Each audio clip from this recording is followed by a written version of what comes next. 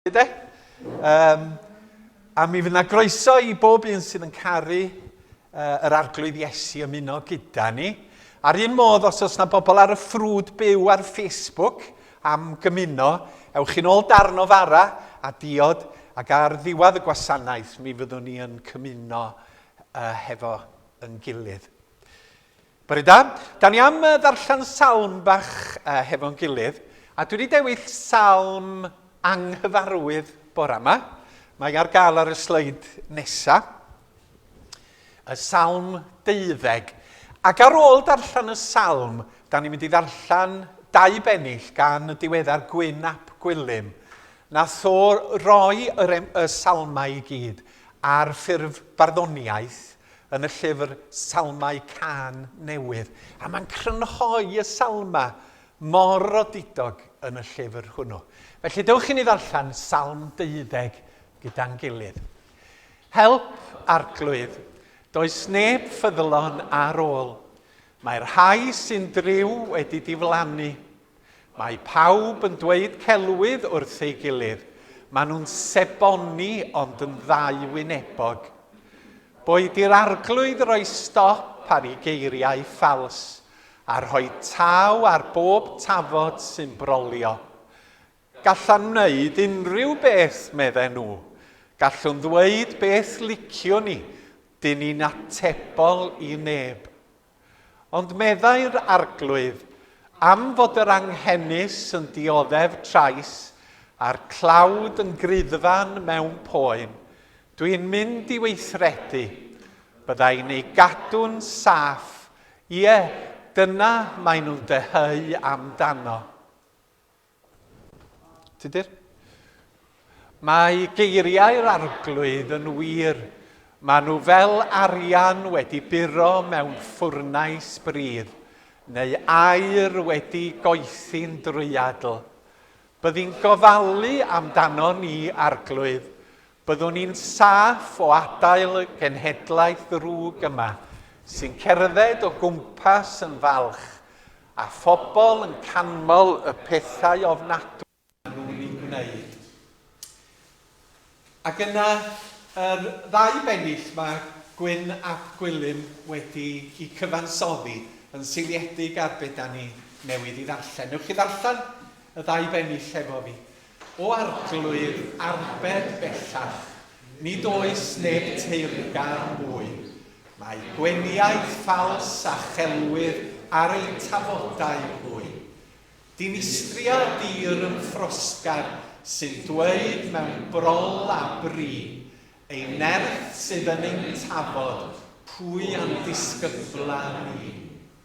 Oherwydd crir anghennus a chiba fef o'i gyr, yw geiriau Duw a rheini fel aer neu arian pyr. O gwared ni o arglwydd, rhag y genhedlaeth hon, am fod drygion ni a llygredd, yn prwla'r ddeiar gron. Nes i ddewis honna, mae'n wahanol, ond mae'n siarad hefo'n cyfnod ni. Oedd y salmydd yn poeni bod y ffyddloniaid yn mynd yn bryn, ond yn ymddiried mewn ffydd bod Duw yn cyflawni i waith. Oedd o'n poeni bod yr arweinyddion yn ffals ac yn ffug, ac ddim yn credu i bod nhw'n atebol i neb o gwbl. Dwi'n mynd deud mwy ynglyn â hynny. Ond oedd y salmydd mewn sefyllfa debyg ac yn teimlo'n debyg i be mae lot o hynna ni'n ei deimlo ar hyn o bryd. Bod pobl yn teimlo, dwi'n mynd atebol i neb, allai wneud beth bynnag dwi isio. Ond mae Duw yn galw pobl i fod yn atebol. Da ni'n atebol i Dduw. Am yn bywyd, am yn ymddygiad, am yr hyn da ni'n wneud, am yn gweledigaeth, am ddod at teyrnas Dduw i'n byd, i genedl y Cymru, i'n cymuned yma yng Nghaerdydd. Ac felly mae'r salmydd yn hannog ni i sylwi yn bod ni'n atebol i Dduw, a bod Duw hefyd yn sefyll o blaid yr rhai hynny sydd yn fregus ac heb rym ac heb gyfoeth. Da ydy'r salmydd Mae mor yn bersnasol i'n cyfnod ni, heb i mi ymelaethu geiriau, wrth gwrs. Rwan ta, da ni am gael gair o weddi, ac yna mae Catrin di dewis trio'r emynau bora yma, da ni'n edrych ymlaen i ganu. Mae'r un cyntaf yn emyn plant. Na'n plant yma bora yma dan 10 oed. Mae'r hen coronavirus wedi effeithio ar y ffyddloniaid. Ond nawn ni ganu'r emyn plant beth bynnag. Oherwydd mae'n bwysig yn bod ni'n gosod pethau yn ei lle mwyn i deuluodd y phlant ymuno hefo ni. Dewch i ni weddio. Arglwydd, da ni diolch o galon am gymdeithas yn gilydd y bore yma. Ac am gyfle newydd arall i daddoli di, diwrnod newydd arall i ddweud rhyw air bach wrth fy niw, i ddweud rhyw air bach dros fy niw. Da ni diolch dy fod ti wedi'n cymell ni yma, ac yn diolch fod yr ysbryd glân yn ein plith ni, yn ein goleuo ni ac yn ein tywys ni i dyfoliannu di. Symud o'r neilltu y pethau sydd yn hatal ni rhag dy geisio di, fel yn bod ni'n sychu ar dy wyneb yn yr arglwydd Iesu Grist. A fod meddwl am Iesu a dy gariad a dy deyrnas a dy gyfiawnder a dy faddeuant yn cnesu yn calonna ni mewn mawl y bore yma. Fel dy fod ti yn cael dy ddyrchafu, nid ni am pethau, am bwriadau mewn pwyon, ond dy fod ti y Duw byw yn cael dy ganmol. Drwy'r hyn, da ni'n ei wneud yn ystod yr awr fach yma. Bendithiad y bobl ledled Cymru ac ledled y byd, oherwydd da ni'n rhan o gannoedd o filiynau o bobl ar y sul yma, ar y blaned hon, sydd yn dod yn un swydd i ganmol ti drwy yn gwaredwr Iesu Grist. Cynhyrfa ni, goleuo ni, tania ni mewn mawl, mwyn i ni dy wasanaethu di, yn enw Iesu Grist. Amen. Mae'r emyn plant yn sôn am ddiolch, a neges addas i nina hefyd cofio bob amser, cofia bob tro, paid ag anghofio dweud diolch.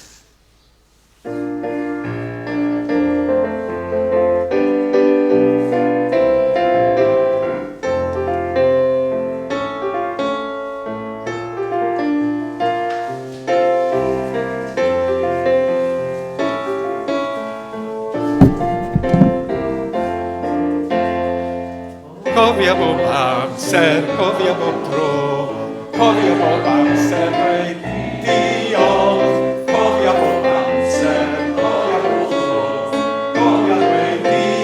cofia dweud diolch Ior. Diolch am bwyd bob dydd, am lechar trwy masgidiau glir. Cofia bob amser, cofia bob tro, paid ag anghofio dweud diolch. Cofia bob amser, cofia bob tro, cofia dweud diolch Ior.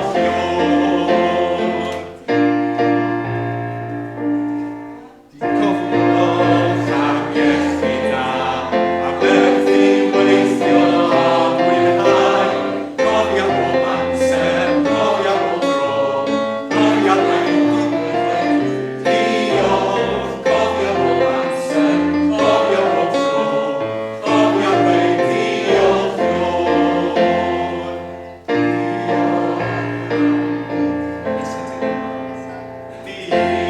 Diolch am gartref ni, am bres a chlysur gan bob dydd.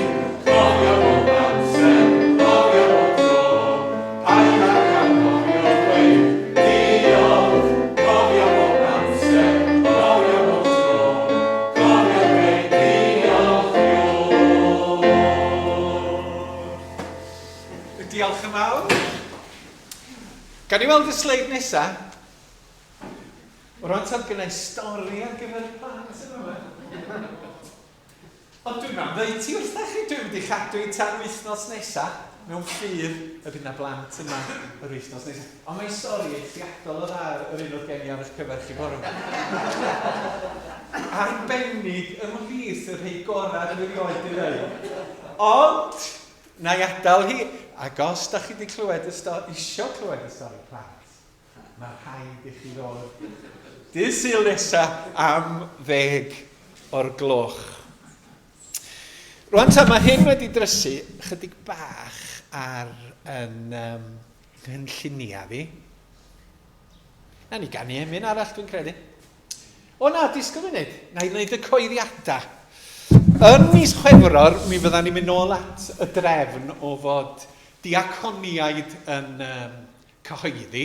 Da ni wedi cyrraedd, dwi'n credu, safle o ddiogelwch pryd y byddwn ni'n gallu gwneud hynny. Ac felly mi fydd hi'n hyfryd cael y diaconiaid yn cyhoeddi. A dyma'r hyn sydd gen i rannu hefo chi.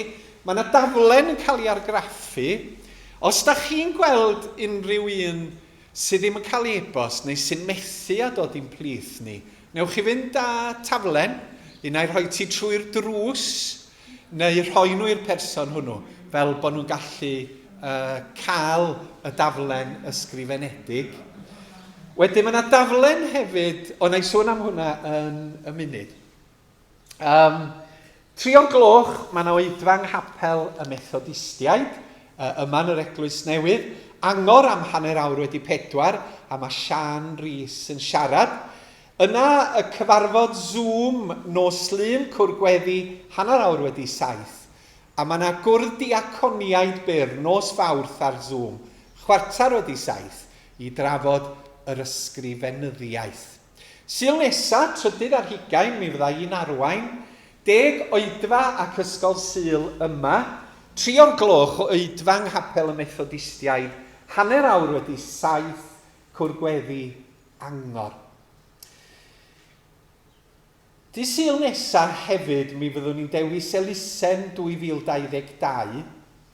Mae yna daflen yn y fan yma. Mae'n 2 ochrog erbyn hyn. A mae yna fanylion am y 2 elusen, sef hosbis y dinas a elusen tir Dewi. Y 2 elusen byr wahanol. A mae yna gyfeiriad dolen i'w gwefanna nhw yn y fan yna. Fel eich bod chi'n gallu pleidleisio efo gwybodaeth dy Sul nesaf bod ni'n dewis yr elusen yna'n codi pwyllgor i godi arian yn ystod 2022. Dwi eisiau dangos y sleid nesaf i chi. Dwi'n gwybod os di hwn rhy fan. Dwi eisiau diolchu Petra am baratoi hwn. Ond dyma'r elusena da ni wedi codi iddyn nhw arian tuag ati nhw ers 2005. Stroke Cymru, Cancer Care Cymru, Apêl De Affrica, Ambulance Cymru, Tŷ Hafan, Hosbis Gofal George Thomas. Mae enw hon wrth gwrs wedi newid rwan i Hosbis y Ddinas. Stafell fyw Apêl Haiti, Canolfan Magi, Elusen Alzheimer's Neuro Foundation, Apêl Madagascar, ac yna uned arenol Ysbyty Plant Cymru. Hon di'r elusen ddewisedig ganddo ni sydd yn ychwanegol at yr elusena eraill da ni'n cefnogi, fel Cymorth Cristnogol, Cymdeithas y Beibl, Tia Fund a capeliadau arbennig ar gyfynga sydd yn digwydd bob blwyddyn. Felly roi syniad i chi fyna, da chi bod, da ni wedi codi 10 o filoedd dros y blynyddoedd tuag at amrywiol elusena. Felly fyddwn ni'n penderfynu drwy bleidlais dydd Sul nesaf yn y 2 oedfa. Diolch i chi. Yr emyn nesaf, Dyw feth folwn ac addolwn ti ein ior a thi ein rhi. A'r dôn ydy Ode of Taffo to Joy gan Beethoven. Felly os da chi'n gyfarwydd ohono, fedrwn ni ganu yr emyn hefo'n gilydd. Amen.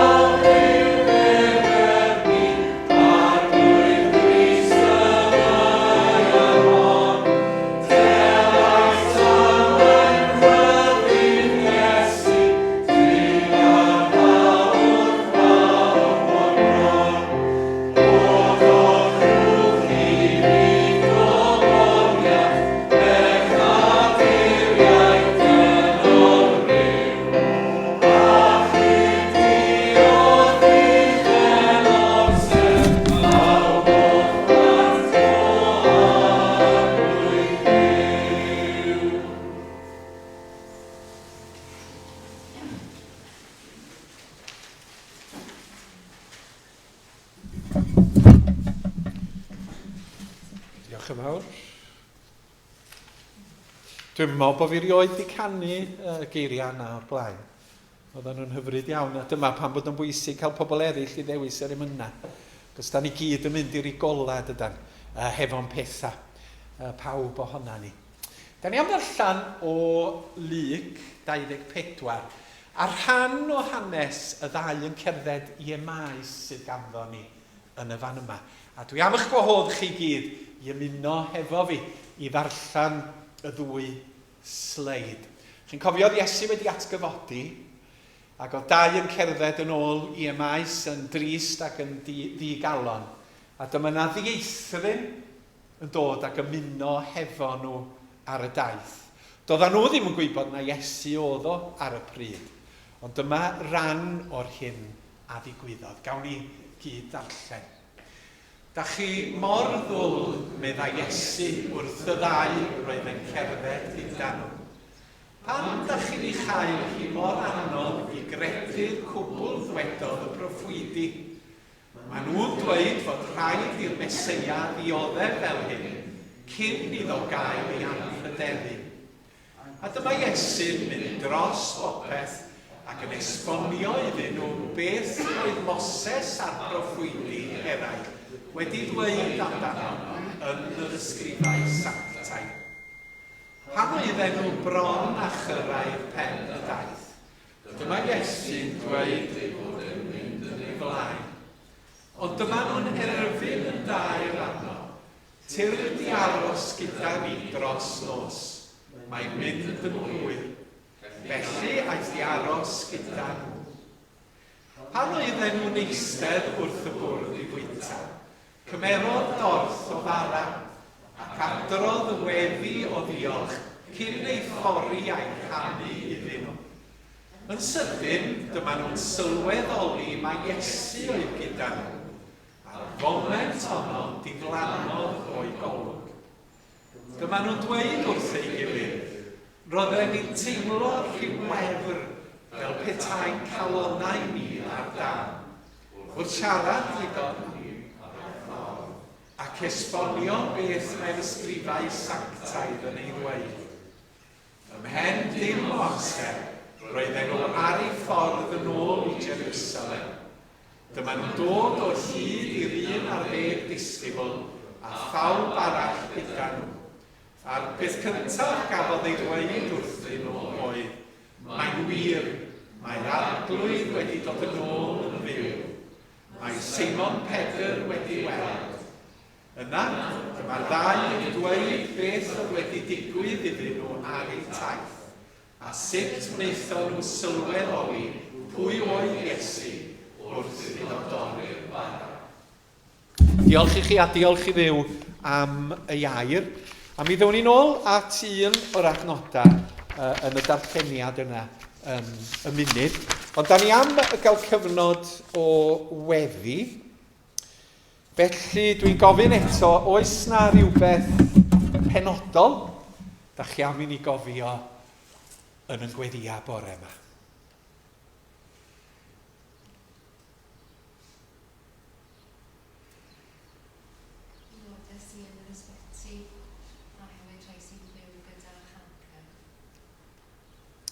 Aelodau yn yr ysbyty a rhai sydd yn byw hefo canser ac yn cael triniaeth.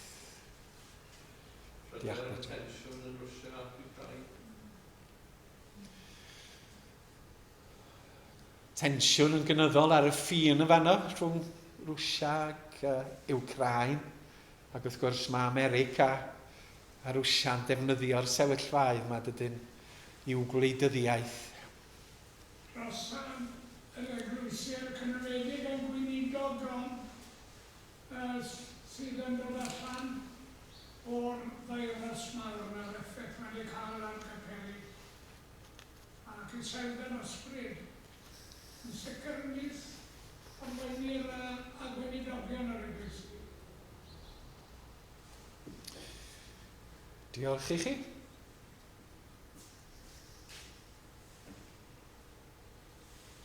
Dewch i ni weddio, blygu pen.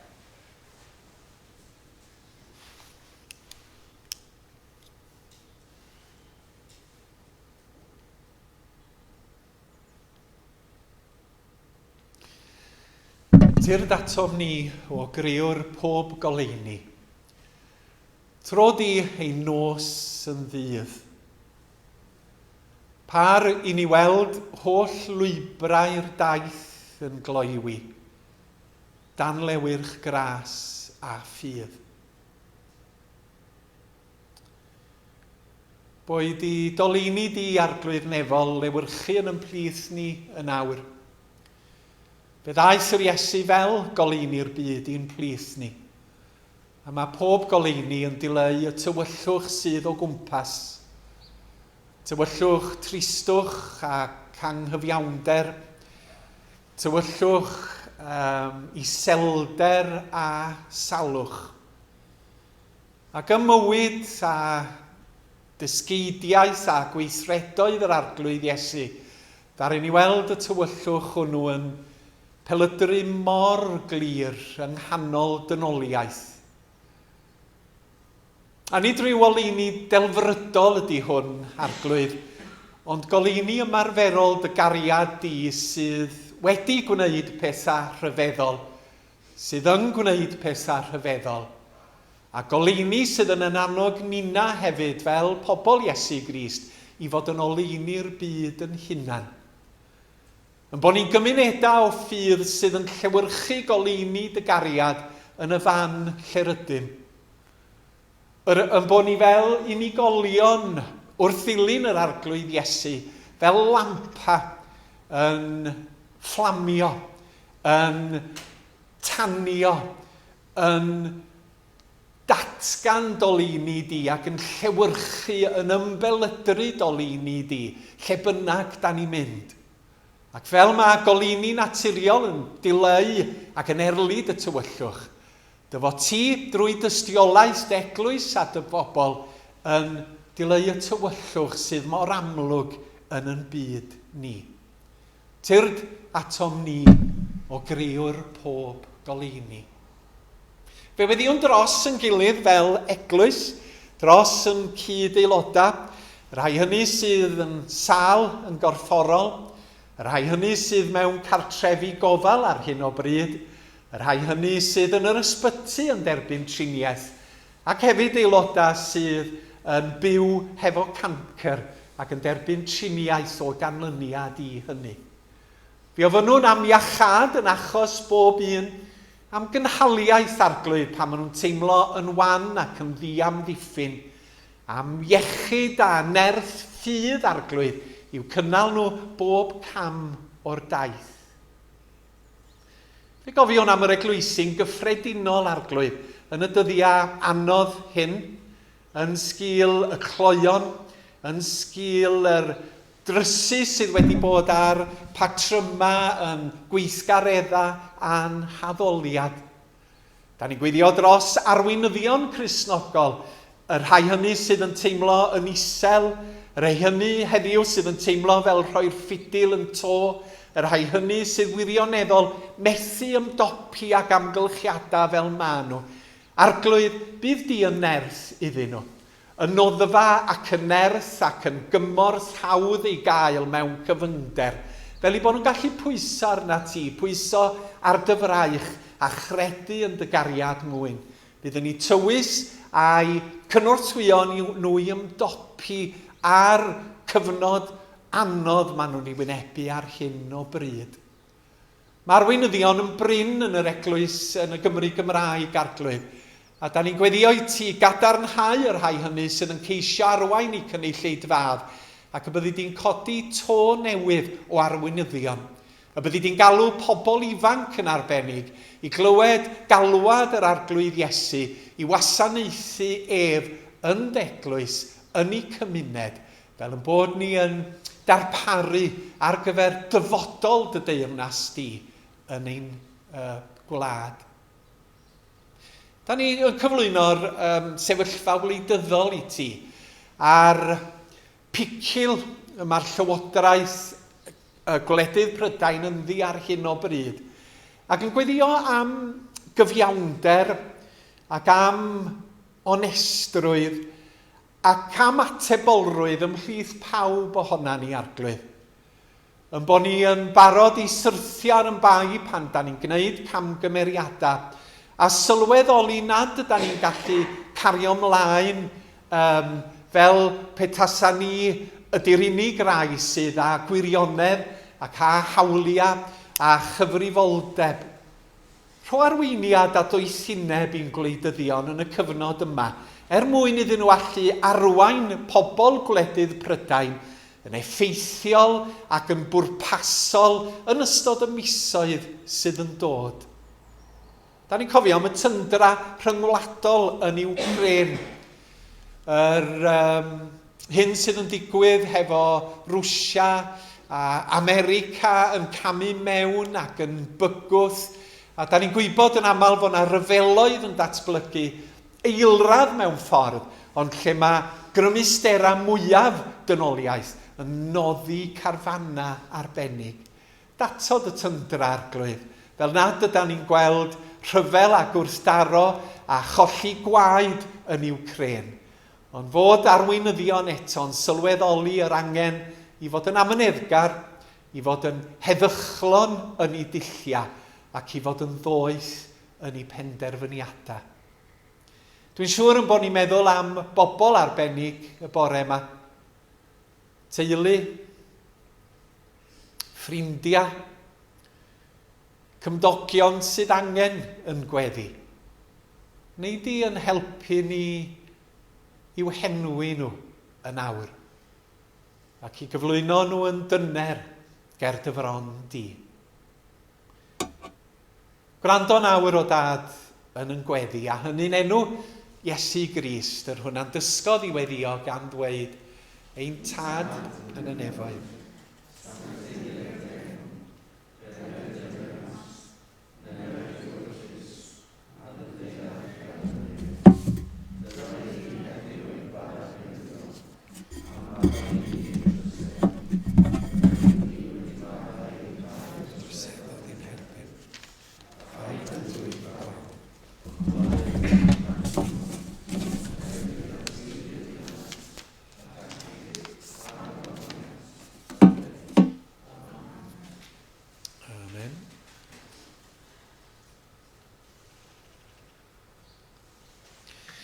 Nodi wrth y gychwyn ar y breges, oedden ni yn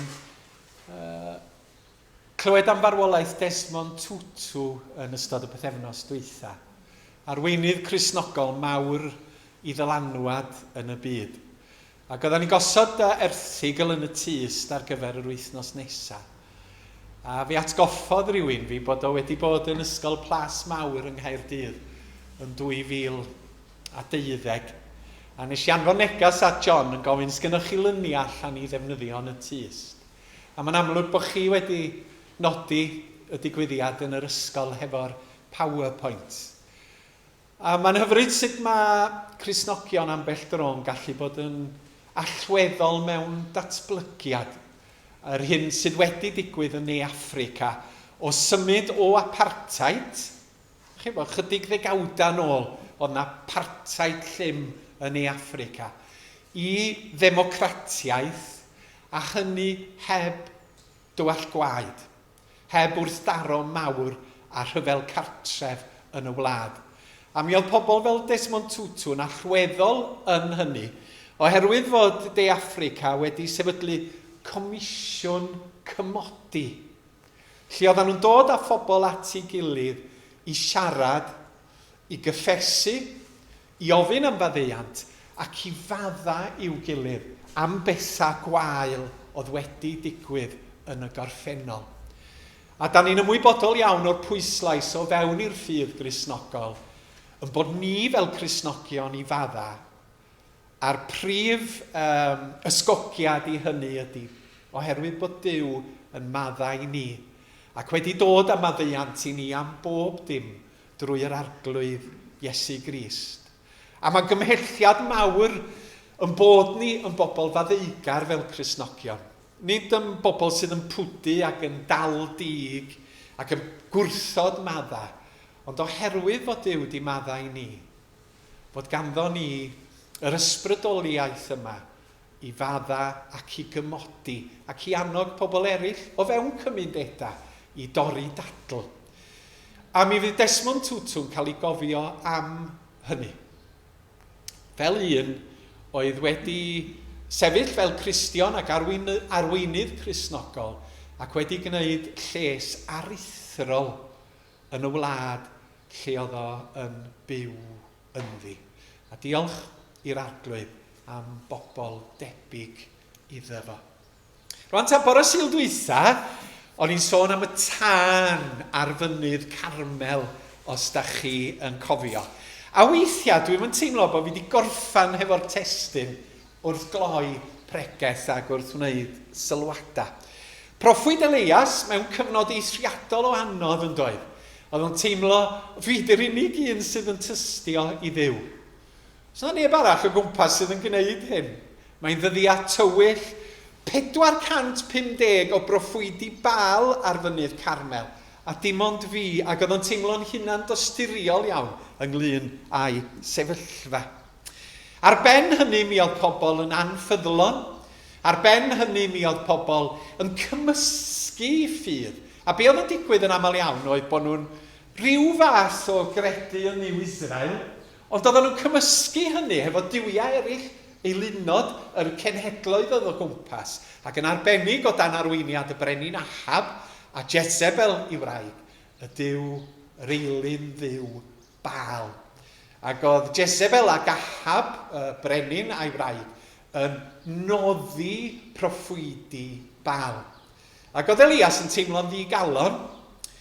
Dyma fo'n mynd i herio proffwydi ar fynydd Carmel, a be oedden nhw wedi wneud oedd adeiladu 2 allor, a'r Duw fydda yn rhoi tân, fydda'r gwir ddiw.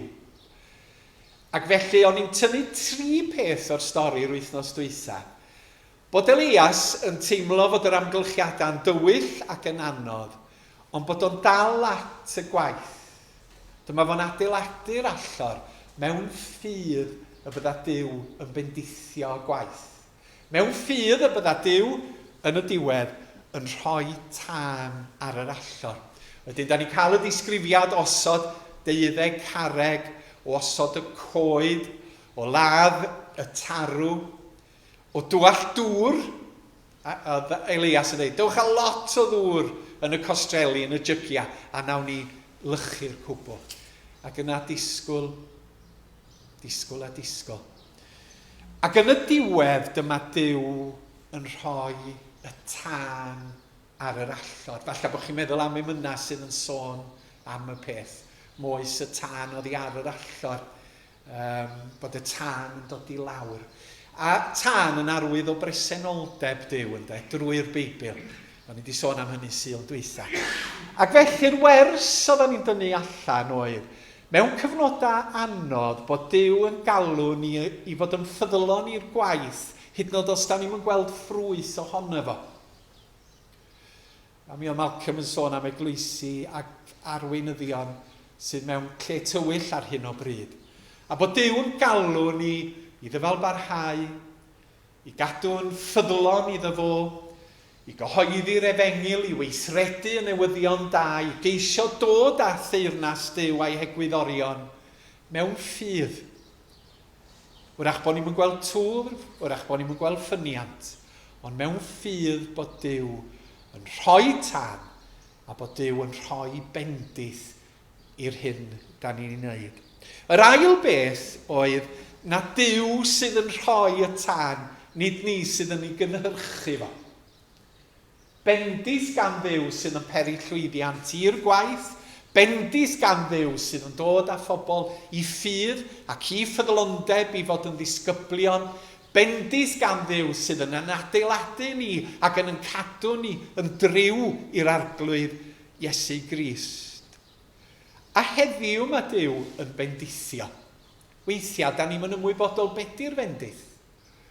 Ond heddiw, yng nghyfnod Covid, a'r cefnu a'r edwynor yn hachosion ni, mae Duw yn parhau i wneud ei waith. A'r trydydd peth oedd, a nes i mond crybwyll hyn mewn brawddeg ar y diwedd, oherwydd bod yr amser wedi mynd. Lle oedd Elias yn profi bendith a llwyddiant? Dych chi'n cofio nath o fynd i fynydd Hermon, yn ddigalon ar ôl digwyddiadau Carmel a dweud, dwi'm yn ffeindio Duw yn unlla. Dwi'm yn clywed Duw, dwi'm yn gweld Duw. Dwi'm yn weld o'n y pethau mawr yma fel gwynt a daeargryn a tân. Ac oedd o bron ar rhoi'r gorau i fi. Ond dyma Duw yn siarad efo fo a dweud, be ti'n neud y fama, Elias? Be ti'n neud y fama? Dos i neud rhywbeth. A mi ath o a trosglwyddo'r cyfrifoldeb proffwydol i Eliseus. Mae'r fendith yn yn perthynas ni hefo Duw. Da ni'n gallu bod yn afaterol trwy'r adag a meddwl, llwyddiant bob amser yn y ffydd Gristnogol ydy bod ni'n rymus, bod yn dylanwad ni'n gryf o fewn i gymdeithas, bod na filoedd o bobl yn dod i'n cyfarfodydd ni. Rhywbeth fysa'n braf iawn wrth gwrs. Ond, da ni'n colli golwg ar y ffaith na'r sylfaen ydy mae Iesu Grist yn dod â ni berthynas hefo Duw byw. A pan da ni'n isal, pan da ni'n hapus, pan mae wythnos yn galed, da ni dal mewn perthynas efo Duw byw. Os di'n capelu ni'n llawn, os di'n capelu ni'n wag, da ni'n dal o fewn i deyrnas Duw, yn rhan o waith Duw, yn rhan o gynulleidfa eglwys Duw, a da ni'n profi bendith yn y berthynas gyda'r arglwydd. Da ni'n gwybod bod ni'n ddiogel. Da ni'n gwybod fod Duw yn cadw ni drwy Iesu Grist. Da ni'n gwybod fod yr ysbryd glân hefo ni, bod ni'n wan. Bod dwi'n troi'n hwntwn ar y deg, bod y tylen serth, bod yr elldydd yn llym mewn bywyd. Mae'r ysbryd hefo ni, a mae'r berthynas efo'r Duw byw yn dal drwy y cwbl. A dwi'n credu bod hwnna mor bwysig y dyddi yma. Mor bwysig, oherwydd yn bod ni wedi cael 2 flynedd, nad ydy dynoliaeth wedi gweld, ers o leia 100 mlynedd. A falle nad ydy'r eglwysi rioed wedi weld, oherwydd rioed o'r blaen, mae'r eglwysi wedi cau am gyfnodau. Oedden nhw jyst yn cario ymlaen, doedden, hefo heintia a plai. Oedden nhw'n dallt virus a bacteria. Ond am y tro cyntaf erioed oedd eglwysi wedi cau am fisoedd. Duw sydd yn rhoi y tân. A be oedd o'r meddwl i wrth orffen dydd Sul dwytha oedd, sut oedd Elias yn dyfalbarhau yn y cyfnod anodd yna pryd oedd o'n teimlo ar ei ben ei hun? Mae'n clymu efo be nath Malcolm ofyn ynglyn â'r weddi hefyd ynde. Sut mae pobl ffydd yn dal ati pa mae hi'n dywyll yn yn hanes ni. Dwi'n gobeithio bydd chydig sylwadau'n help i ni i ddal ati. Ond mi oedd Elias wedi alw gan Dduw i fod yn broffwyd, mi oedd o wedi ymateb i'r alwad honno. Ac mi oedd Duw wedi cynnau tân yng nghalon Elias. Tân o byth yn diffodd. Oedd ar y mynydd yn llawn egni. Oedd tân Duw yn llosgi'n ei galon o.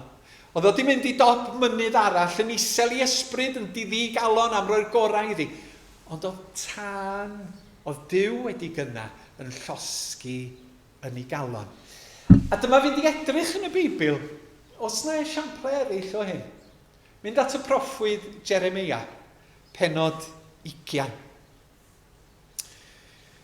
Na i roi peth o'r cefndir i chi, oedd Duw wedi galw Jeremia, oedd Jeremia wedi ymateb i alwad Duw, oedd wedi mynd i wneud gwaith Duw o gyhoeddi neges Duw. Y neges yma fod gelynion yn mynd i ddod o'r gogledd i goncro pobl Dduw a'i caeth gludo nhw. Dyma Jeremia mynd at yr archoffeiriad pasur a rhoi'r neges gan Dduw iddo fo. Dyma pasur yn gwylltio dyrnu Jeremia a'i roed o mewn yn y carchar. A dyma Jeremia yn gofyn, pam dwi'n gwneud hyn? Dwi'n mynd i siarad am Dduw ddim mwy. Mor mod o strach. Sna neb yn gwrando arna fi. Waeth na hynny mae pobl yn enllibio fi, yn ymosod yn gorfforol arna fi ac yn ynharo fi yn y carchar. Dim mwy. Dwi wedi cael llong bol. Ac yna, yn 20 bennod, 9 adnod, dyma'r adnod.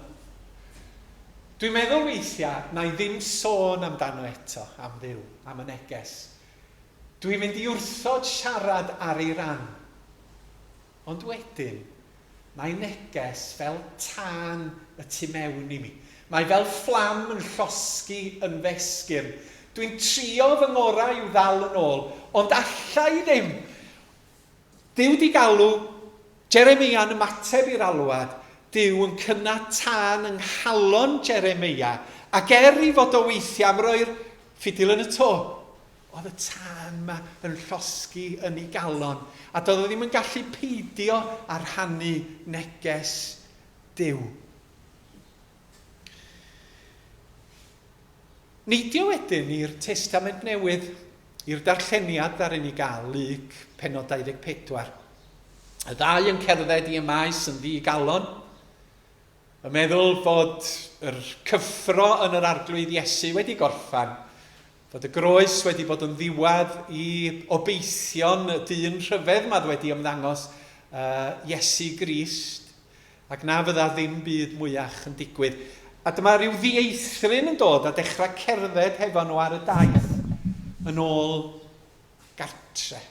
Dwi'n licio darlun yna, bod Iesu mynd nôl gartre. Pan fyddwch chi'n mynd nôl heddiw? Gartre.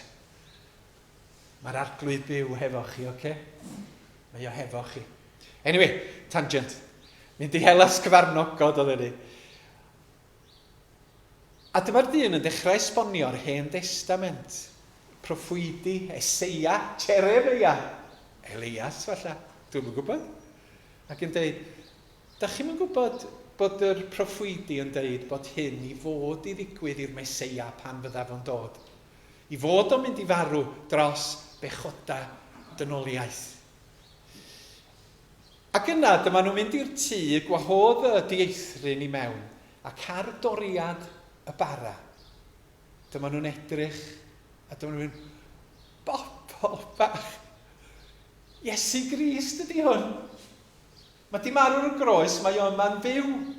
Iesu Grist ydi hwn. A dyma tân yn cael ei gyna yn ei calon nhw. A dyma nhw'n mynd nôl at y disgyblion a dweud, da ni wedi gweld yr Iesu. Ac ymhlith pethau eraill, dyma nhw'n dweud hyn. Dyma nhw'n dweud wrth ei gilydd, roedden nhw'n teimlo rhyw wefr pan oedd Iesu Grist yn esbonio. Fel petai'n calonau ni ar dan, wrth iddo siarad â ni ar y ffordd ac esbonio beth mae'r ysgrifau sanctaidd yn ei ddweud. Ond na tân wedi cynna yn eu calonna nhw. Tân o ddim yn mynd i ddiffod yn ystod i hanes ac yn ystod i bywyd nhw. Tân fysa ddim yn gadael llonydd iddyn nhw. Hyd yn oed Petasan yn dweud, dwi wedi cael llon bol ar hyn. Ond mae'r tân yn llosgi. A dyma nhw'n mynd nôl at y disgyblion eraill a dweud, da ni wedi gweld yr arglwydd Iesu wedi atgyfodi ar ôl iddo fo farw ar y groes. Mi alwodd Iesu nhw i ffydd yn y Meseia drwy'r Hen Testament, esbonio fo. Ac wrth iddo fo dorri'r bara, dyma nhw'n ymateb ac yn sylweddoli na Iesu byw oedd o, ac ymateb i'r alwad, ac fe gynhywyd y tân. Gyna i lyfr y fama, Pobl y Ffordd 2. Ac wrth i mi baratoi, ddoth na un cradur i fy meddwl i. 2014 gyhoeddwyd hwn. James Gilmore. Chi rioed di clywed amdano fo? Cenhadwr yn Mongolia. Ac dwi'n cofio sgwennu y benod yma. Gafodd o'i eni 1843 wrth ymyl Glasgow a teimlo galwad i'r genhadaeth. A dyma fo mynd at yr LMS, London Missionary Society, a dyma fo'n cael ei anfon i genhadu i Mongolia o bob man. A mi ath ono ym 1870 a threulio blynyddoedd. Dyma fo'n dod i ddeall chydig ar ddiwylliant y bobl yn Mongolia. Teithiodd gan fwyaf yn ardal Calgan ar y ffin hefo Tsieina ar gefn camel, gan grafu byw mewn pebyll a thafarndau llwm. Byddai'n mynd am fisoedd ben bwy gilydd heb weld unrhyw bobl eraill o'r gorllewin. Mabwysiadodd ddiwyg a dillad y Mongoliaid. Yn ddiweddarach yn ei yrfa teithiau gyda phapell las gan ei gosod ger llaw temlau bwdiaidd. Yna byddai'n pregethu'r Efengyl, oedd wedi dysgu'r iaith leol, byddai'n pregethu'r Efengyl ac yn dosbarthu ffisig. Effeithiodd yr unigrwydd ar diffyg ymateb arno ac fe anfonodd adroddiad yn ôl i'r LMS yn 1873 a dweud rwyf yn isel fy ysbryd.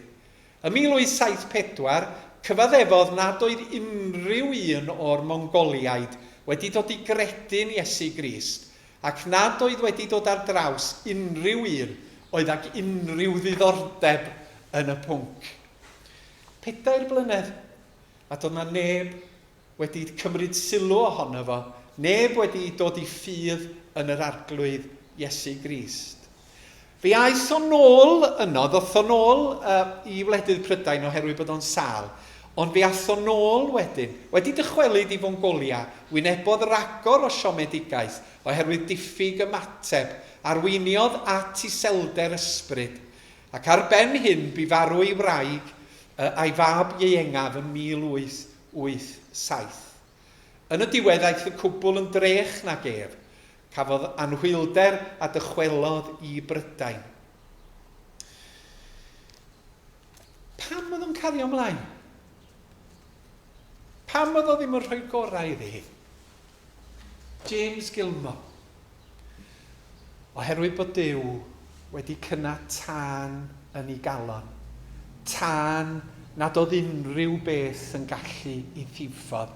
Tân lle oedd o eisiau rhannu'r arglwydd Iesu Grist a'r newyddion da a gweithio dros deyrnas Dduw, nad oedd ffrwyth i weld. Dwi'n yn gwybod beth i'ch hanes chi, ond mae Duw yn galw ni ato fo'n dydy. Glywaf dyna'r lais yn galw arna fi i ddod a golchi meiau yn afon Calfari. Mae'r Iesu'n yn gwahodd ni i ddod ato fo. Deuwch ata fi bawb sy'n flinedig ac yn llwythog. Ydan ni'n ymateb i'r alwad honno ac yn dweud arglwydd dyma fi ar dalwad di. Cos mae'n bwysig yn bod ni yn ymateb i alwad Iesu Grist. Oherwydd mae Duw yn rhoi'r ysbryd sydd yn cynnau tân yn yn calonna. Ydy tân cariad Duw yn eich calon chi y bore yma? Ydy o'n llosgi? Ydy o'n peidio a'ch gadael chi yn llonydd? Fel yn hanes Elias, fel yn hanes Jeremia, fel yn hanes Paul, fel yn hanes Cristnogion James Gilmore dros y canrifoedd. Yn llyfr yr Actau, da ni'n cael Pedr yn pregethu, ac yna dyma pobl yn ymateb i'r hyn ddwedodd Pedr. Dyma nhw'n gofyn i Pedr, beth da ni fod i wneud? A dyma Pedr yn dweud, rhaid i chi droi cefn ar eich pechod a chael eich bedyddio fel arwydd eich bod chi'n perthyn i Iesu y Mesia, a bod Duw yn maddau eich pechoda chi. Wedyn byddwch chi'n derbyn yr ysbryd glân yn rhodd gan Dduw, ac mi fydd y tân yn cael ei gynna. Tân na fydd byth yn diffodd. Oeddan ni'n cofio y penblwydd Williams Pantycelyn rwy'n wythnos dwytha, a dwi am orffan efo pengill gan Pantycelyn. Mae Pantycelyn di profi'r un peth. Enynaist ydi cynna tân ynda. Enynaist ynof dan, berffeithiaf dan y nef. Ni all y moroedd mawr ddiffoddi mon o ef. Dy lais, dy wedd a gweld dy waed sy'n troi ngelynion dan fy nhraed. A dyna'r tân sydd yn llosgi'n nghalon pobl Iesu Grist. Drwy'r dyddiau da, drwy'r dyddiau tywyll, drwy'r dyddiau hawdd drwy dyddiau anodd, mae'r tân yn llosgi yno ni gogoniant i Dduw. Ac ar ei ben y bôr goron. Amen. Da ni am ganu yr emyn yna gan Pantycelyn. Yn y nais dynodd dan. Fyddwn ni'n cymuno hefo'n gilydd wedyn. Dewch i ni ganu'r emyn.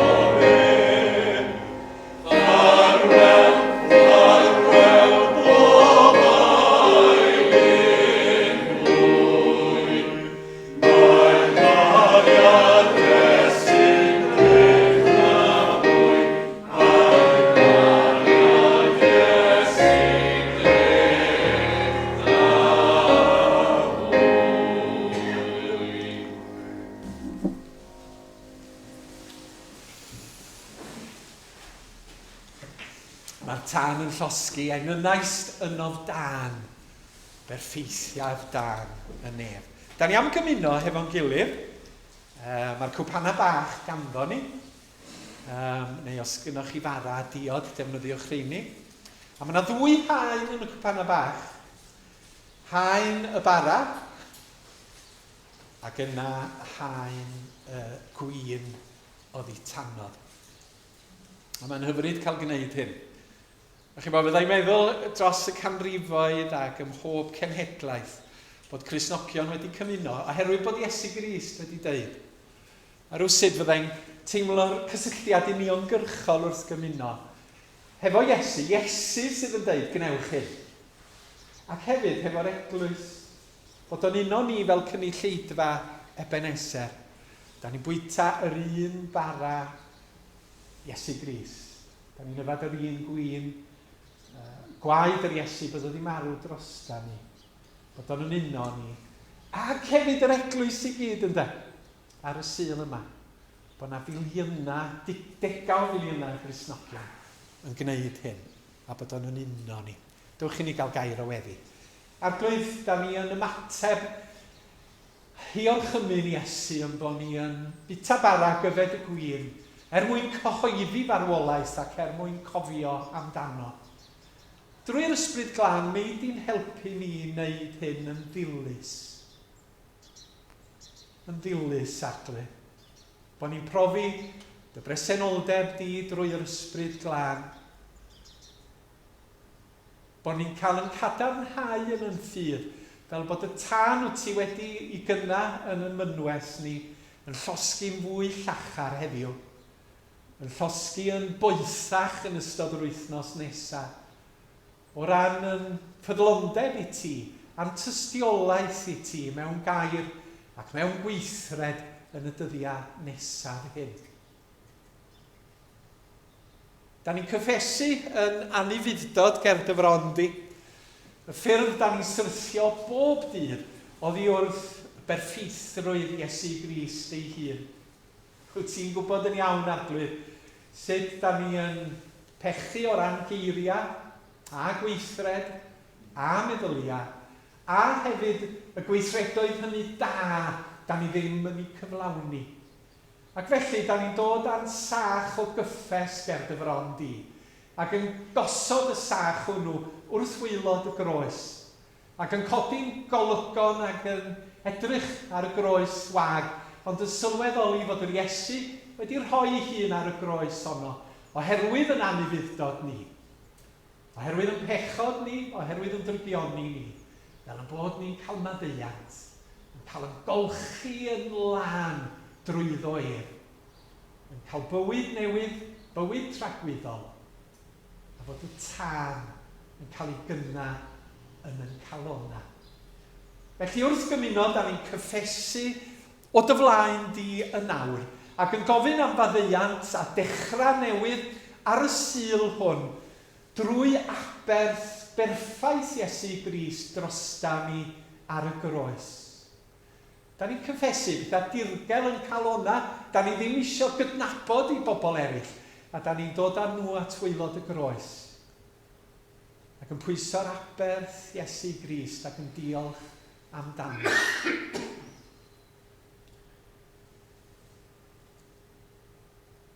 Da ni diolch i ti am Iesu Grist fel arglwydd, fel gwaredwr, fel ceidwad i ni. A boed i'n bywyd ni fod yn bywyd o'i ganmol a'i wasanaethu o ddydd i ddydd. Ac yn awr da ni'n gweddio y bydd y bara hwn, un ffydd ni yn gorff yr arglwydd Iesu a ddryllwyd troson. A'r gwyn hwn un ffydd ni yn waed yr arglwydd Iesu a dywalltwyd ein mwyn. Na caid calfaria fynydd byth o'n cof, na loesion mawr farglwydd byth o'n cof. Na caid y bigog goron y weilffon na'r hoelion, na'r marw rhwng y lladron byth o'n cof. Na'r dydd a gorwyd ffynon byth o'n cof. Gofynnwn hyn yn enw ein gwaredwr Iesu Grist. Amen.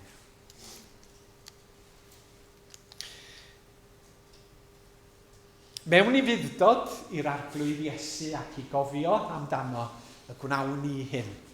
Oherwydd by'r arglwydd Iesu yn nos y bradychwyd gymryd bara, ac wedi iddo ddiolch i fe a'i torodd ac a'i rhoddodd iddynt gan dweud, cymerwch, bwytewch hwn yw fy nghorff a dorri'r trosoch.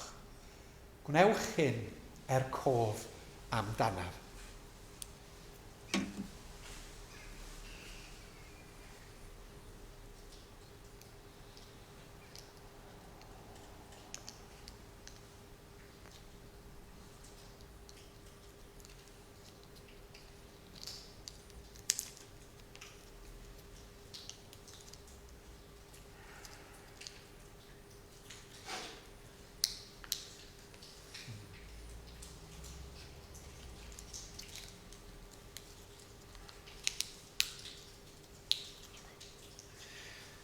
Yr un modd hefyd fe gymerodd y cwpan ar ôl swper, gan ddweud y cwpan hwn yw'r cyfamod newydd yn fy ngwaed i.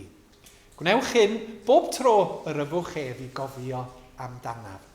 Y cwpan hwn yw'r cyfamod newydd yng ngwaed Crist. Yfwch bawb o hwn.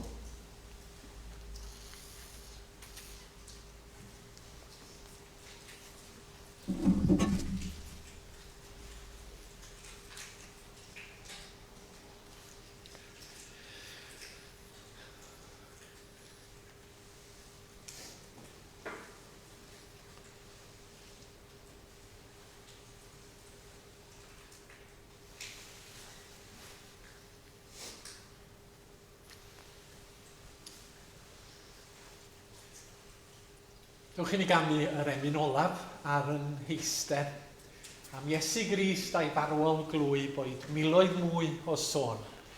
A dweded pob rhywenaid byw mae teilwng y diwroi. Yr emyn olaf.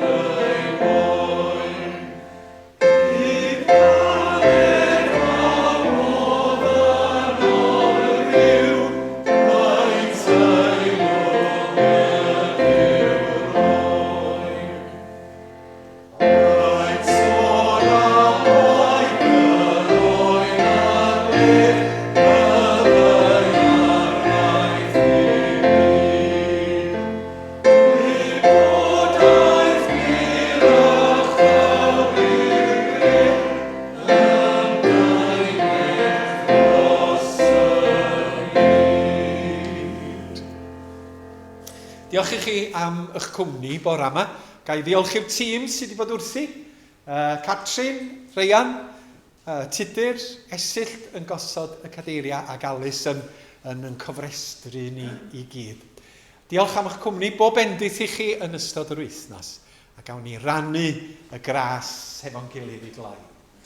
Gras sy'n harglwyr Iesu Grist, a chariad Duw, a chymdeithas yr ysbryd glân, a fyddo gyda chi o'r awr hon hyd byth.